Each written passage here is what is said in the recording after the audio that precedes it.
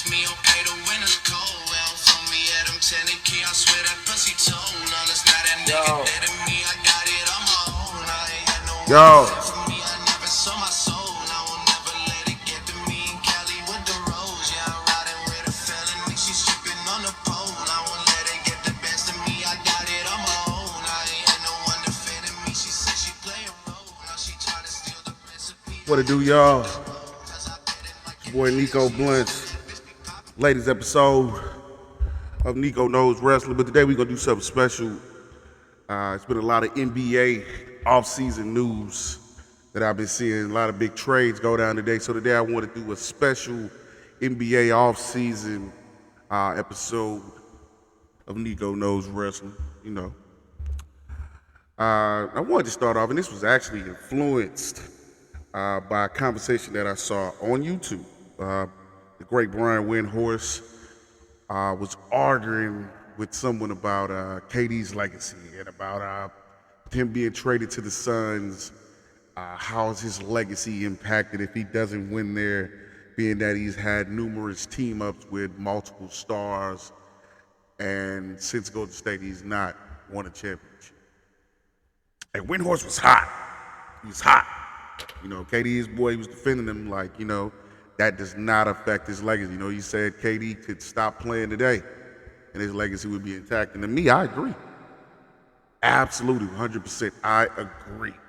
And before we get into my analysis of the trades and everything that went on, I just want to take a brief time to go over this shit with Kevin Durant, because I'm just so tired of seeing people make that blanket statement that has no truth to it, that Kevin Durant, you know, was carried to a ring and Steph and Clay saved his career.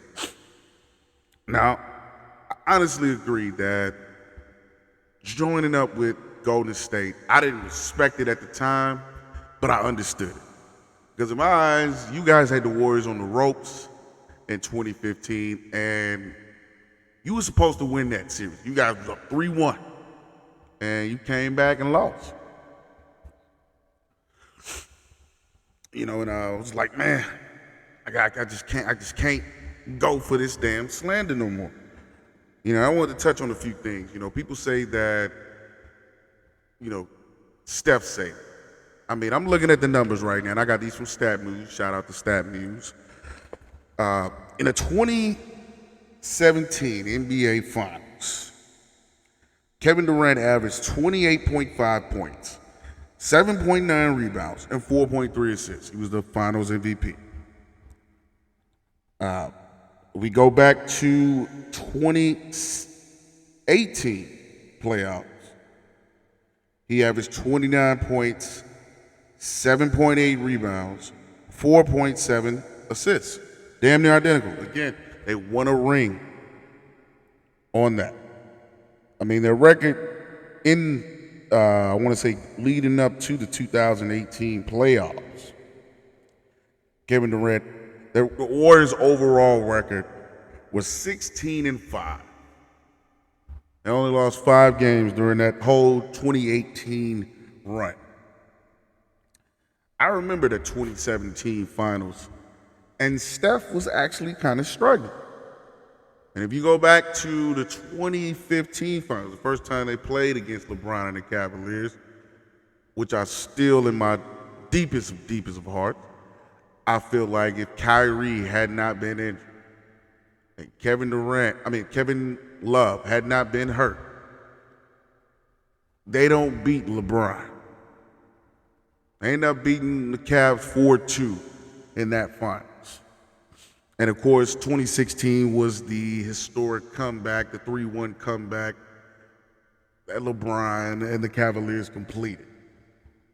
And in the following season, Kevin Durant joined the Golden State Warriors. And I wanted people to look at their record, even overall. Kevin Durant's entire run with the Warriors, they were 38-10. 38-10 in the playoffs. That is ridiculous, man. 38-10 over a 3-season run. And to be real, I honestly thought they could have beat Kawhi and the Raptors if Kevin Durant does not get hurt in game one. They were 38-10. I mean, in 2018, they swept the Cavaliers 4-0. And that was the season after Kyrie had left and went to Boston. Him and LeBron had a fallout, he went to Boston. The year before that, they won 3-1, right? 3-1 LeBron, and them comeback, greatest comeback in NBA Finals history, probably the NBA playoffs history. But it's like, wow. And people swear to God this man didn't have anything to do with that success. I mean, clearly he did. He was 2-time Finals MVP. Steph didn't win the shit. And you honestly think they're going to beat LeBron and the Cavs without Kevin Durant? I call bullshit on that. Because, again, the first time they matched up with the Warriors, LeBron damn near won the Finals MVP despite being on the losing team. The first time that was even close to happening. And you know who ended up winning that Finals MVP? Andre Iguodala, who didn't even start every game of the Finals because Steph played poor. Matthew Dellavedova and the rest of that bench was D'ing his little ass up. They was D'ing him up. Steph was struggling. He had a hard time really trying to do anything with Dellavedova and the rest of them. Now, of course, he got a lot better once he got to the Finals more times, but that original performance, he didn't do that good. That's why he didn't win the Finals. That's why Iggy won that Finals MVP. Tell me when I'm lying. You know what I'm saying? But I just want people to look back at those numbers. 38-10 in the playoffs with Kevin Durant.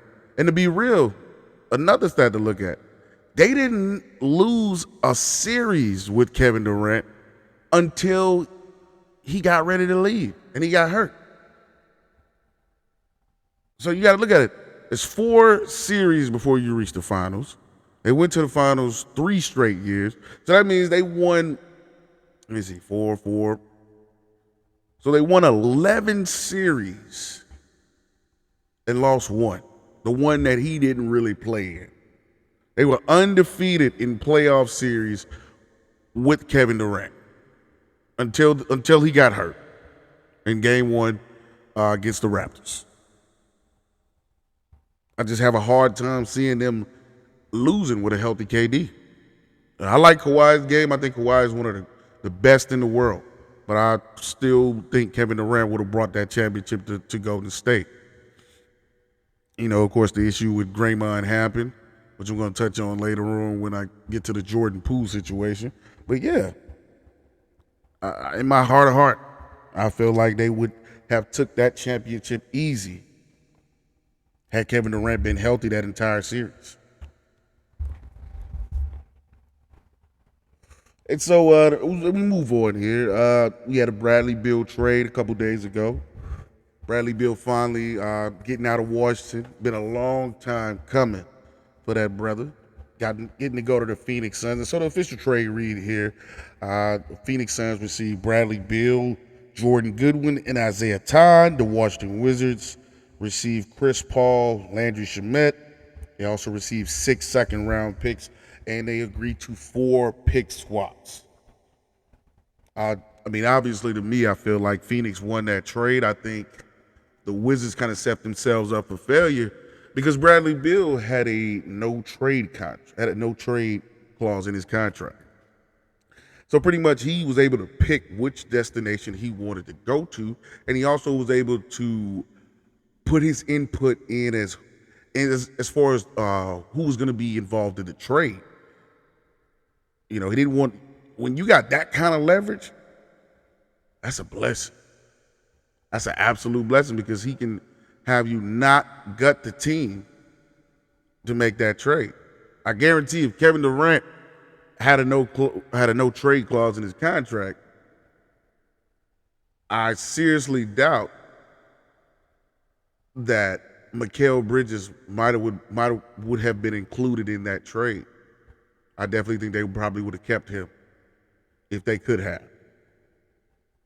But hey, that's just the way it works. I think this is a really good trade for the Phoenix Suns.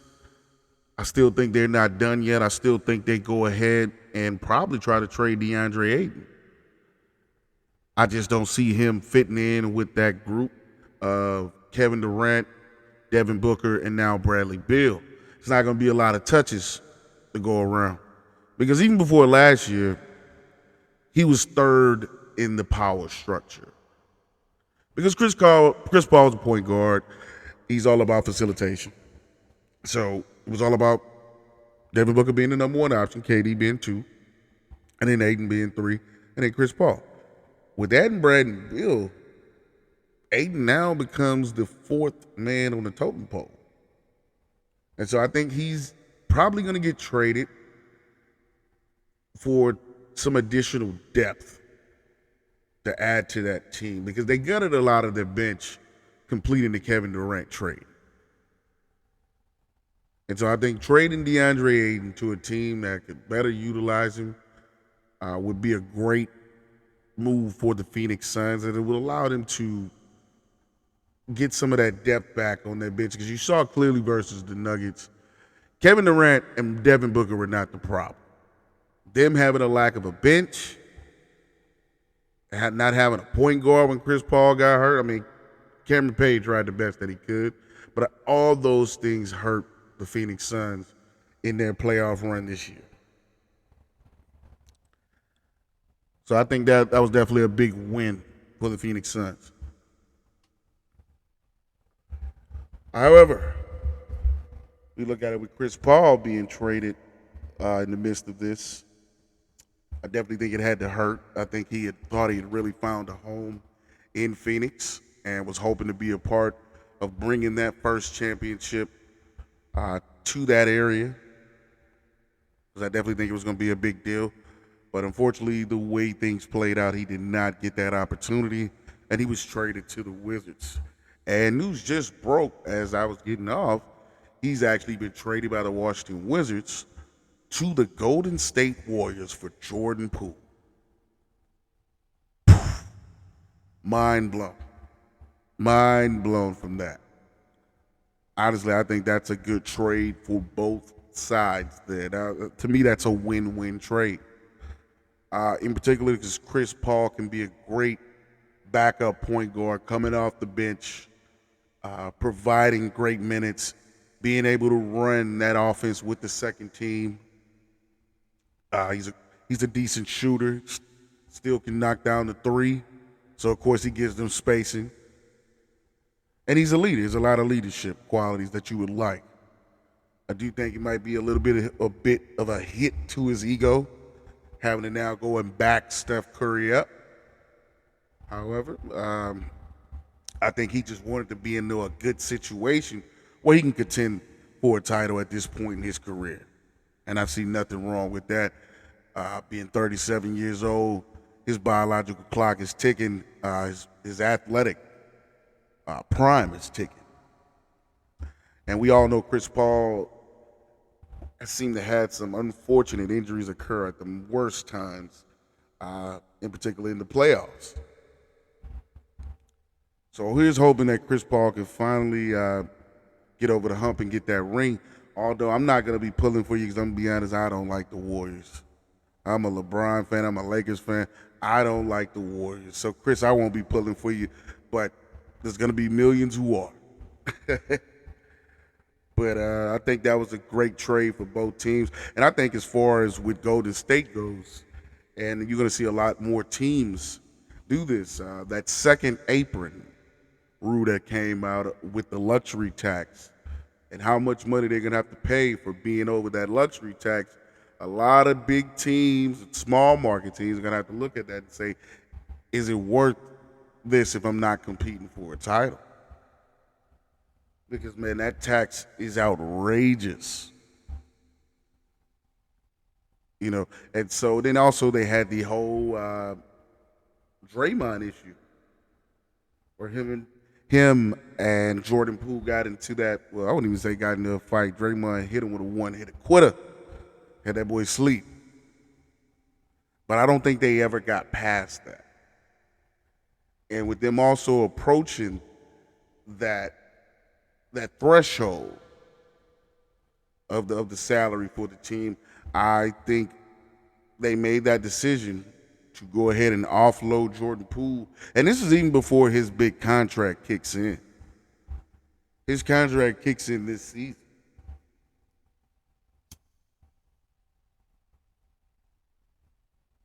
So I got to say, I think the Warriors were strategic with that. I mean, Jordan Poole averaged 10 points this postseason. That is unacceptable for somebody who's making over $140 million. Absolutely unacceptable. He's got to be better than that. And so I think him having a reset by going to Washington and having a chance to improve his game and prove that he can be the guy is going to be a great opportunity for him. Also getting away from the Draymond drama. That is going to be great for him. So I'm looking forward to see what Jordan Poole does being the guy in Washington.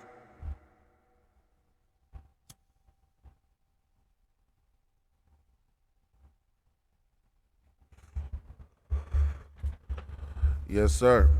And so now we move on to the Kristaps Porzingis trade that also came in, where he was traded in a three-team trade for Marcus Smart. And so as this trade reads, Kristaps Porzingis was traded to Boston, and the Wizards received Tyus Jones, Danilo Gallinari, Mike Muscala, and the Grizzlies received Marcus Smart.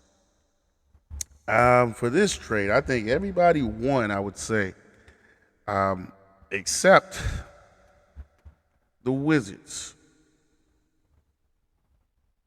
I don't think they really won this trade. I mean, they won. I wouldn't say they won immediately, but they might win in the long run. The absolute winners of the trade, I find, being Boston. You got the best player in the trade in KP, who provides you with some spacing and rim protection, being that he's over 7'2", something that they were severely lacking this year. Outside of Al Horford, Robert Williams kind of regressed. I know he was hurt a lot, but he's not even a big guy. He's only 6'8". And so when you're defending a Nikola Jokic or a Joel Embiid, I don't think a guy that's 6'8", even though the Time Lord is a great defender, I just think Kristaps Porzingis provides a little bit more. And granted, they did lose Marcus Smart, who is, let me remind everyone, he is the Defensive Player of the Year, former Defensive Player of the Year. I mean, they still have Derek White.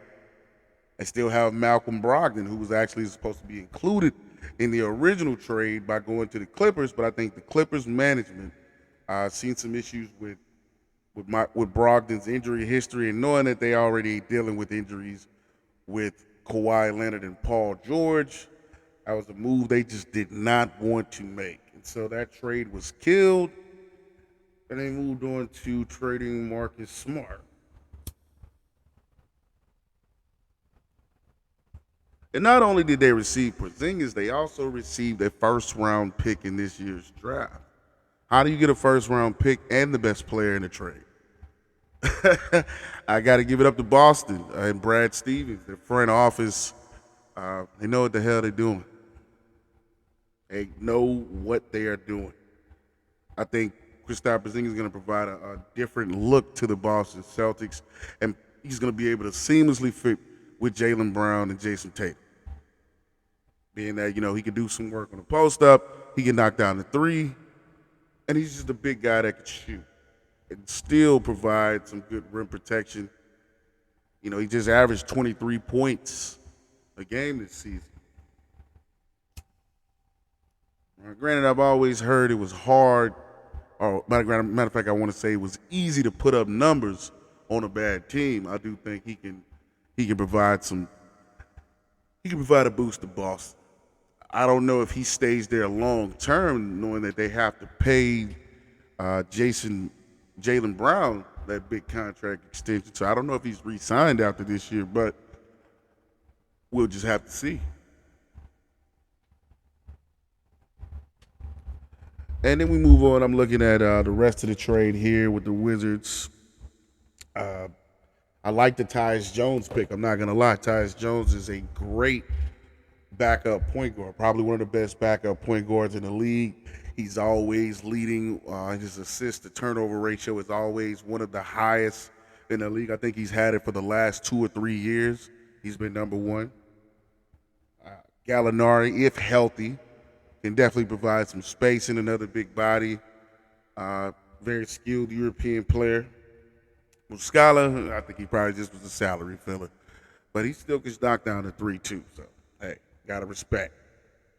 And with the Grizzlies, they get a guy that can be a point guard for them, facilitator, but can also be a great on-ball defender in Marcus Smart, a guy that's gritty, leader, been with Boston 9 years. So he knows what it takes to win. He's been to the finals. Again, former defensive player of the year. I think he probably was hurt though, being that he got traded from, the team that he had been on his whole career, the only team he'd ever been. But after that situation with Isaiah Thomas a few years ago, I don't trust Boston. I feel like, at the end of the day, they're going to do what's best for them. And after that's how any organization is. But that shit with Boston, where IT played after his sister was passed away, and he went out and dropped like 45. Couldn't do nothing but respect that shit, man. And then they didn't even get that man his money, and then his career just never ended up being the same once he got traded in the Kyrie Irving trade. It's just crazy to look back on, man. Sometimes things happen and it's like, man, what if? Boogie Cousins comes to mind, He had that great run with the Pelicans for about a year and a half after he was traded mid-season, and he comes back the next year just in beast mode for the Pelicans, and then he gets hurt. Right when he's set to get a big max deal that New Orleans supposedly did not offer, he ended up getting hurt. Then he goes to the Warriors for a $5 million contract, small offer, to go and try to pursue a championship and see if that can change his value around the league. Unfortunately, he ends up getting hurt with the Warriors, and so he doesn't really make the impact as he wanted. And then he goes to the Lakers the year of 2020 when they're getting ready to win the championship, and he gets hurt in a pickup game. And so I don't think it's a case of Boogie can't play anymore, because I definitely think he does. It's just the fact that his reputation precedes him. And so they put out a bunch of negative stuff out about Boogie, and I just don't think all of it is true. But again, it's one of those situations that what if? But I just want to say thank y'all for staying with me. Thank any of the new followers. Thanks anybody that spent any of their day listening to a video of mine. I really appreciate that. Just want to say I hope y'all doing good out here in this heat. Stay hydrated. That is your boy Nico. Y'all boys take these. I'll be back in a few days.